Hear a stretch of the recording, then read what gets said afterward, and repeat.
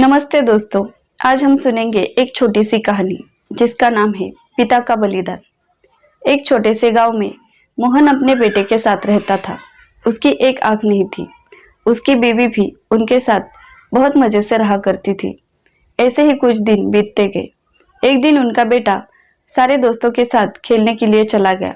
उसे आने में काफी देर हो रही थी, इसलिए मोहन अपने बेटे को देखने के लिए गांव में चला गया।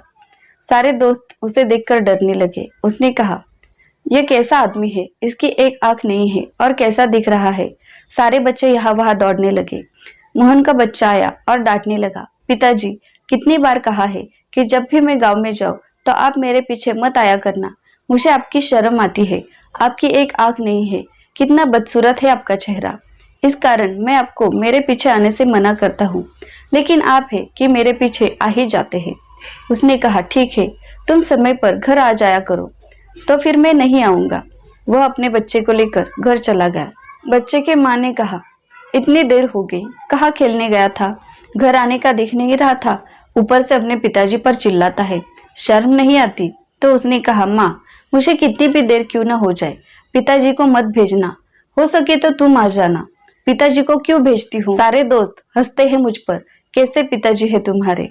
दूसरे दिन सुबह उसे स्कूल जाने के लिए देर हो रही थी। माँ ने उसके लिए टिफिन पैक किया, लेकिन वह ले जाना भूल गया। उसके माँ ने कहा, मोहन जी, यह टिफिन लेकर स्कूल में जाइए। हमारा छोटू टिफिन ले जाना भूल गया है। उसने कहा, उसने मुझे उसके पीछे जाने से मना किया है और अगर मैं उसके स्कूल में जाऊंगा तो वो काफी गुस्सा हो जाएगा। लेकिन उसने कहा, आज का दिन चले जाइए, जाते जाते वहां से टिफिन दे दीजिए, बच्चा भूखा नहीं रहेगा। उसने सोचा, ठीक है। वह स्कूल में गया और उसे टिफिन देने के लिए वहां के प्यून को आवाज दिया। उसने वह टिफिन लिया, लेकिन सारे बच्चों ने वहां पर भी उसे देखा था। सारे बच्चे मोहन के बेटे पर काफी हंसते थे। तुम्हारे पिताजी कितने बदसूरत है, ऊपर से उनकी एक आंख भी नहीं है। यह सारा देखकर उसने टिफिन भी नहीं खाया और वह टिफिन वैसे ही घर ले जाकर माँ से बड़बड़ाने लगा, कितनी बार कहा है, हो सके तो तुम आ जाया करो, लेकिन पिताजी को मत भेजो। क्यों भेजा यह टिफिन? आज मैं भूखा ही रह जाता तो मर नहीं जाता। सारे दोस्तों में तुमने मेरी हंसी बना दी है। ऐसे ही करते करते वह बड़ा हो रहा था। अपने पिताजी के प्रति उसके दिल में काफी नफरत हो चुकी थी। उसके पिताजी ने सोचा, इस गांव में अगर यह पढ़ेगा तो आगे नहीं बढ़ेगा। उन्होंने सोचा, हम इसे शहर भेजेंगे ताकि इसकी पढ़ाई अच्छे से हो सके। एक ही तो बेटा है हमारा। उन्होंने उसे शहर में भेजा। वह अच्छे से पढ़ने लगा। पढ़ते पढ़ते काफी साल हो गए, लेकिन वह घर आने का नाम ही नहीं लेता था। ऐसे ही कुछ साल बीत गए। एक दिन गांव के मुखिया वहां पर आए। उन्होंने कहा, मोहन, मैंने सुना है तुम्हारा बेटा शहर में पढ़ता है, काफी खर्चे आते होंगे, कैसे संभालते हो यह सब? घर का खर्चा, बेटे का खर्चा। तुम एक काम करो, मेरे शहर में एक फैक्ट्री है, वहां पर काम के लिए आ जाओ। तुम दोनों को मैं काम भी दे दूंगा, रहने के लिए छोटा सा मकान दे दूंगा, ताकि तुम्हें कोई भाड़ा भी न देना पड़े। उन्होंने सोचा, शहर में जाएंगे तो बेटे से मुलाकात होगी और कुछ पैसे भी मिल जाएंगे। उन्होंने उसे हाँ कह दिया और वह शहर में रहने के लिए चले गए। शहर में जाकर उन्हें काफी दिन हो चुके थे। उसके बीवी ने कहा, मोहन जी, हमारे बेटे को जाकर मिलकर आइए, हो सके तो उसे घर ही ले आइए। लेकिन उसने कहा, अगर मैं जाऊंगा तो वह फिर से मुझ पर चिल्लाएगा। उसने कहा, नहीं जी, पहले वो छोटा था, अब बड़ा हो गया है, अब नहीं चिल्लाएगा आप पर, जाइए। उसने सोचा, हो सकता है उसका मन परिवर्तन हो चुका होगा, लेकिन ऐसा कुछ भी नहीं हुआ था। जब वह अपने बेटे के हॉस्टल पर गया और वहां के एक आदमी से कहा कि मेरा बेटा यहाँ रहता है, तो उसने कहा, क्या नाम है? उसने अपने बेटे का नाम बता दिया। तब उसने जाकर उसके बेटे को बुलाया। बेटा दौड़ता हुआ आया और कहने लगा, कितनी बार कहा है, अपनी यह बदसूरत शक्ल लेकर मेरे सामने मत आ जाया करो, लेकिन तुम हो कि मानते ही नहीं। तब मोहन ने कहा, बेटा, काफी दिनों से शहर में ही रह रहे हैं, तुम्हारी माँ चाहती थी, इसलिए मैं यहाँ आया हूँ। हम चाहते हैं कि तुम हमारे साथ रहो। उसने कहा, ठीक है ठीक है, अपना पता दे दो, जब मुझे समय मिलेगा मैं आकर तुमसे मिल लूंगा और फिर देखेंगे। वह पता देकर वहां से चला गया। घर जाकर सारी बीती बातें उसने अपने पत्नी से बता दी। वह भी काफी परेशान होने लगी। कि यह बेटा कब सुधरेगा। उसके दोस्तों ने भी यह सब देखा था।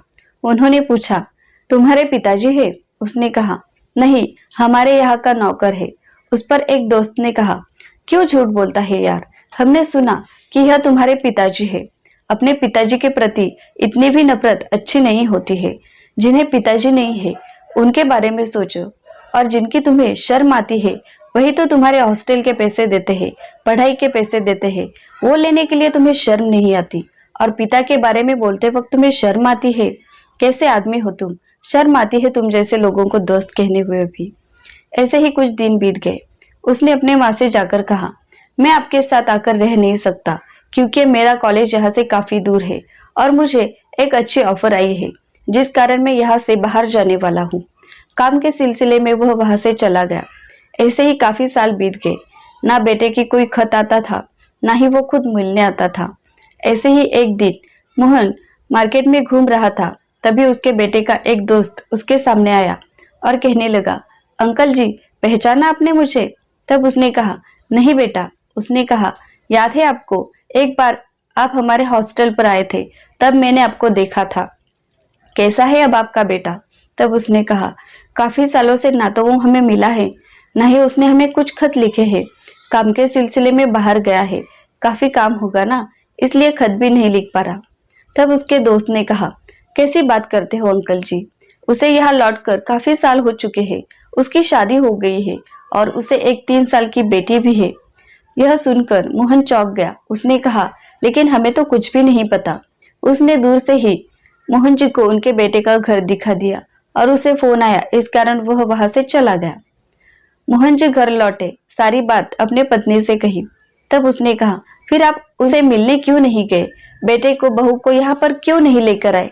हमें एक छोटी सी पोती है, उसे देखने के लिए मेरा मन उतावला हो रहा है, उसे जाकर बुला लाइए। उसने कहा, नहीं, उसने शादी की, एक बच्ची हुई, फिर भी उसने हमसे कोई भी कांटेक्ट नहीं रखा है, ना ही हमें पूछा है। फिर उसके यहाँ जाकर मैं क्या करूँगा? फिर से अपमान ही होगा। लेकिन उसने कहा, नहीं जी, जाकर तो देखिए। वह बेबी की बात के आगे कुछ न कर सका और वापस अपने बेटे के लिए उसके घर गया।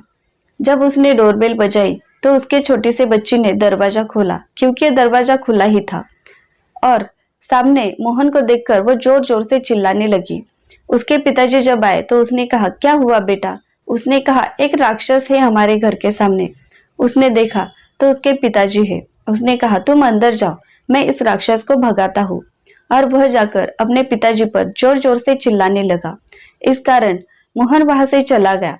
घर आकर उसने जो भी हुआ अपने बीवी से कहा। बीवी भी काफी दुखी हो गई। उस पर उसने कहा, ठीक है, आज से हम उससे मिलने नहीं जाएंगे, अगर उसे लगे तो वही हमारे पास आएगा। ऐसे ही कुछ दिन बीत गए। एक दिन मोहन का बेटा घूम रहा था, तब वह उसे उसका दोस्त मिला। उसने कहा, कैसे हो दोस्त, और माँ पिताजी से मिले कि नहीं? तुम्हारे पिताजी मिले थे मुझे। उसने कहा, नहीं। फिर उसने वापस उसे डांटना शुरू किया। दोस्त की बातें सुनकर उसे भी काफी बुरा लगा। उसने सोचा, आज जाकर माँ पिताजी को अपने घर ले आऊंगा और पिताजी से माफी भी मांग लूंगा। वह जब उस पते पर गया तो उसने देखा उसकी माँ अंदर अकेली बैठी थी। वह अंदर गया और पूछने लगा, माँ, पिताजी कहाँ है? मुझे उनकी माफी मांगनी है और आप दोनों को ले जाने के लिए मैं यहाँ पर आया हूँ।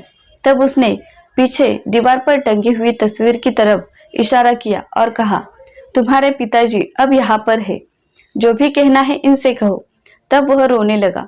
जब पिताजी जिंदा थे तो मुझे उनकी कोई परवाह नहीं थी, और आज जब मैं उनकी माफी मांगने आया हूँ तो वो यहाँ पर नहीं है। उसे काफी बुरा लगा।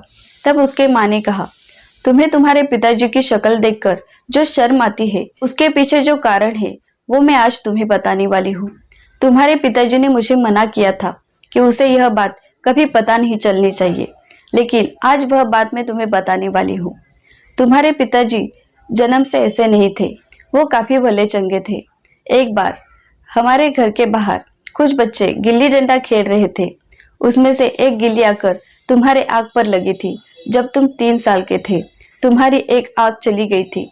डॉक्टर ने कहा था, अगर इसे जल्द से जल्द दूसरी आंख नहीं मिली तो ये कभी भी देख नहीं पाएगा। तब तुम्हारे पिताजी ने उनकी एक आंख तुम्हें दे दी थी, उस कारण उनकी एक आंख चली गई और उन्होंने वही आंख तुम्हें दे दी। इस कारण वो बदसूरत दिखते थे। अगर उन्होंने तुम्हें आंख नहीं दी होती तो आज उनकी जगह तुम खड़े होते।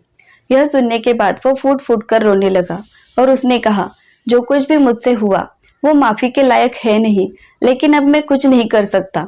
लेकिन हाँ, तुम्हें अपने पास ले जाकर पिताजी के लिए जो कर न सका वो तुम्हारे लिए करना चाहूंगा। और वह अपनी माँ को लेकर अपने घर चला गया। तो दोस्तों, माँ बाप के लिए हमें शर्म नहीं आनी चाहिए। वो हमारे लिए क्या करते हैं ये हम सोच भी नहीं सकते। बचपन से लेकर जवानी तक वो हमारे लिए खुद कुछ नहीं खाते, लेकिन हमारे लिए कितना कुछ करते हैं। हमारे लिए उनकी जिंदगी अगर दांव पर लगाने की भी जरूरत हो तो वो लगा सकते हैं।